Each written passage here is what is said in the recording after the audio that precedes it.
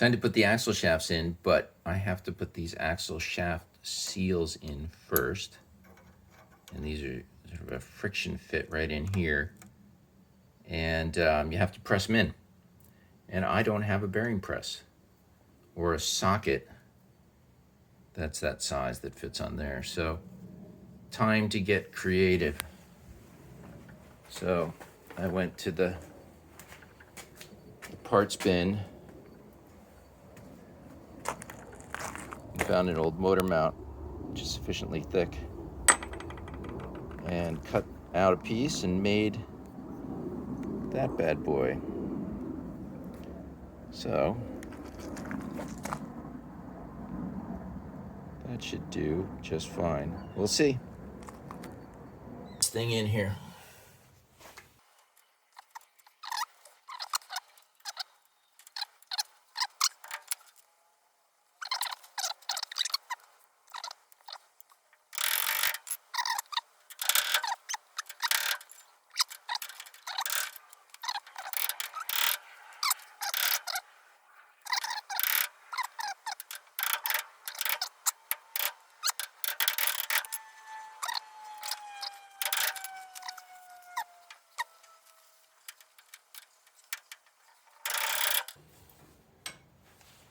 Sweet.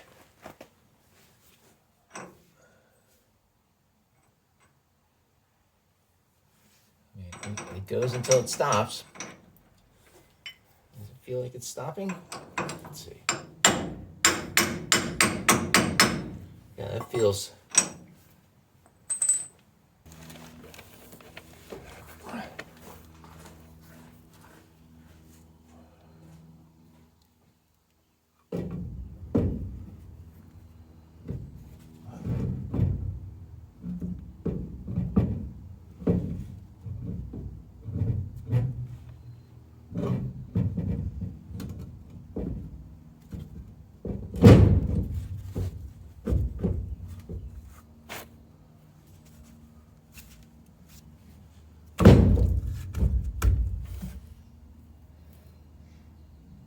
Yippee-ki-yay. I do believe that sucker's in there. I got that right, didn't I? Got the right bolts in there? All right, well, of course I forgot my lock washer. Hold on.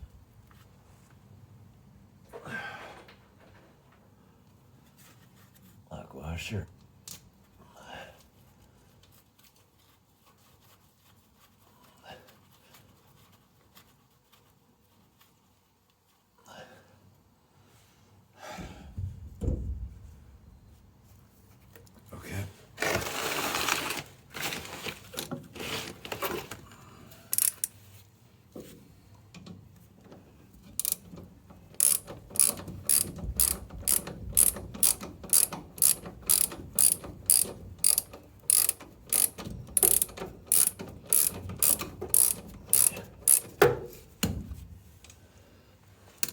All right. You just get the next 9 on there.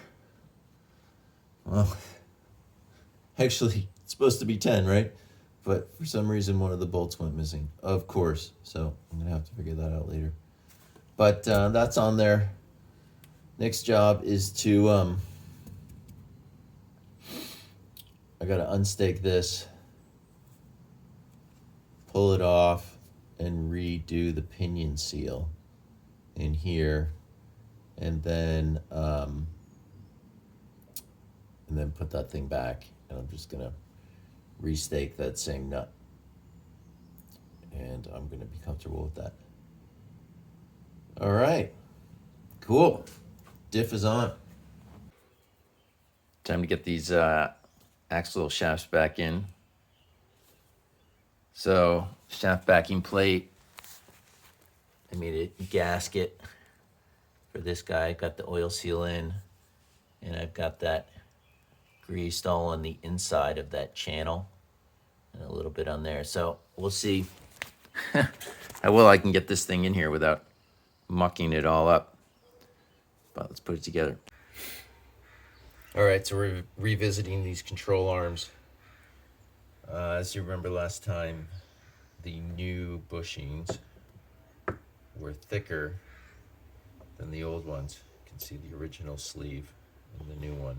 So that was throwing the length off on this to the control arm. So I tried to get this out, this nut, or to get it to move to make this adjustable, and that was nigh impossible. That thing is peened in there and it does not want to move. So I got some new bolts, and the plan is to cut this off and then run this down and actually give us the room to put these in.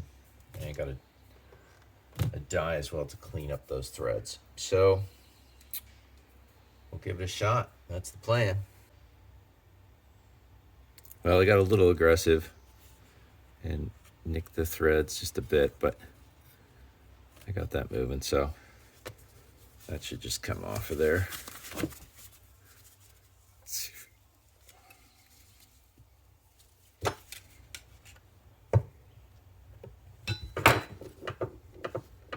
Well, I'll just bang that thing off and then we'll put the new ones on. So this is M16 by 1.5. Got the old bolts snapped. Ran that die down there like butter.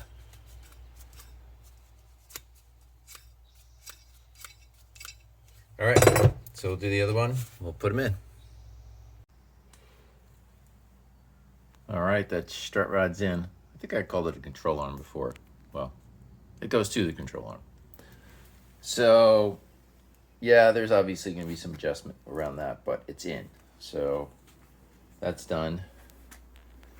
Now it's time to pack some bearings and get these front hubs on so that we can get to actually putting wheels on the car and see what this thing looks like.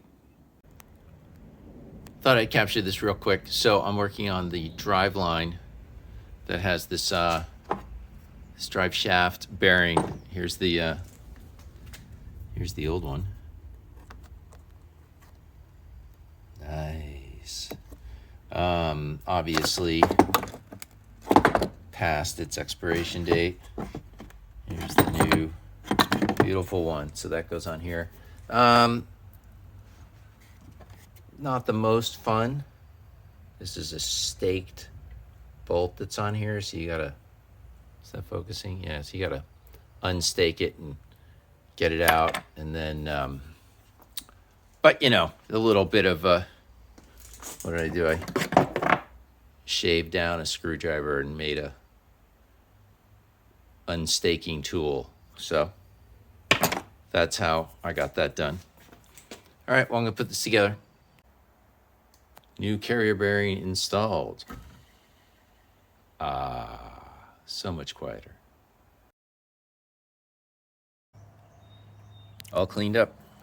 I don't know what these things are called. They fit inside the front quarter panel to form that nice line and support. And they're also the splash guard behind the front wheel well. But they cleaned up nicely. I was particularly happy with this. I mean, it's not beautiful, but before you could see through there, this was like all vacated and just completely rusted out. So this is just JB Weld, and you know, that stuff is amazing. So first time I learned about that was about, I don't know, like 15 years ago. My mechanic suggested that we fix a crack in the transmission with JB Weld. I was like, really? And he said, yeah, it's worth a try. So that stuff is great. All right. Well, those just need some weather stripping reapplied on the outside of here. I haven't quite figured out what that's going to be yet, but that'll be next. Starting to contemplate the steering. So I pulled the steering column out of, you know, the stuff. And so the way this worked is this ran down out of, let's see, where's my finger? Out of there to a steering box that was mounted on the side of the car, and that stabilized it. So in its current state, it flops around in there. There's no bearing or anything that holds it because it relied on mounting to the fixed steering box. So I know Excessive Manufacturing makes a kit with a little bearing that they made that fits in there, and you cut this off. And you weld a nub on there that matches to a universal joint, like this kind of thing. That's what I pulled from the MR2. I pulled all this stuff from the MR2. So the rack and this universal here too. And I was hoping I could kind of scrap it all together from that, but I don't think, because, yeah, like to get anything inside of there, like a bearing, and you need something, you have to cut this off. So I can't use these to anchor. Like I was thinking maybe I take the MR2 stuff and cut it and put a mounting plate on the back of there and mount it to here, but that doesn't work because there's no way to get a bearing inside of there. So you end up having to cut it. And I guess I could cut it and re-weld it. I don't know, something to contemplate. We'll see what happens. Before, after. Seemingly, like all things on this car, it's the smallest press in the kit. It's always the smallest of whatever on this car. Everything's so small. But there you go. All right, let's get some wheels on this thing. See what it looks like. And it's a roller. It's funny, I thought the car would be low. Well, it is low, but I thought that it would kind of have this lower look in the back. But these 13s are so small that it, doesn't really do that. So, in any case, God, it's cool to see the car actually look kind of like a car with wheels.